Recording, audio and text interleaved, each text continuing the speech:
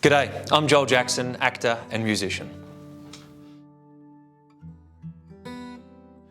Music came about as this wonderful happy accident.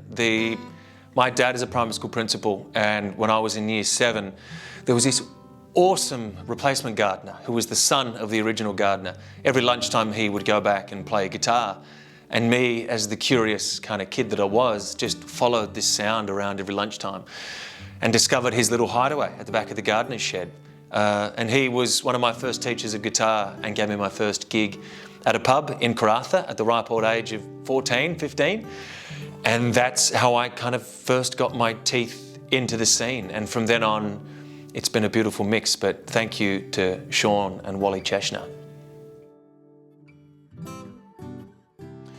Music, for me, is my rawest expression.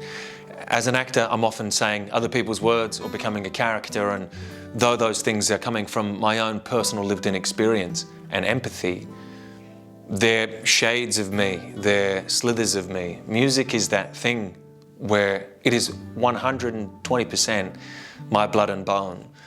And for me, it came about having grown up in the Pilbara and thinking about music as an elemental thing. And we were surrounded by red Pindan desert dust that was so inhospitable, and this bright blue sky that looked refreshing but was actually hot as hell. And for me, those elements, as simple as they were, worked so beautifully together. So making music, I think about people like James Taylor, Chris Stapleton, Crosby, Stills, Nash, these great musicians that are able to create so much with so little, just in terms of 2 instruments, and writing amazing stories and great lyrics with really beautiful guitar work, letting the guitar speak for itself. So I always try to make, my friends give me a lot for it, but I try to make my music as simple as possible so that inside of that there's an ease of universal connection. I've been listening to the works in progress from our amazing composer Tim Newhouse, and I've got to pinch myself every single time sitting and listening to it and think back to when I was writing these songs. Well, you know, some of them in my early 20s, some of them as recent as, you know, the beginning or end of 2022 and the start of 2023. And to think about them in this context of being created for an audience that I'm probably yet to meet, an audience that's yet to hear my music and is yet to kind of see me as a musician, and I've never really heard these songs done that way.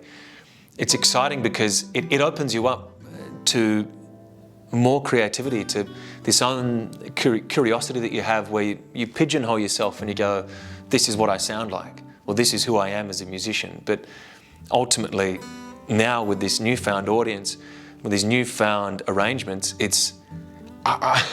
I'm scared for my budget next time I make an EP because I'm going to want to have 20 strings.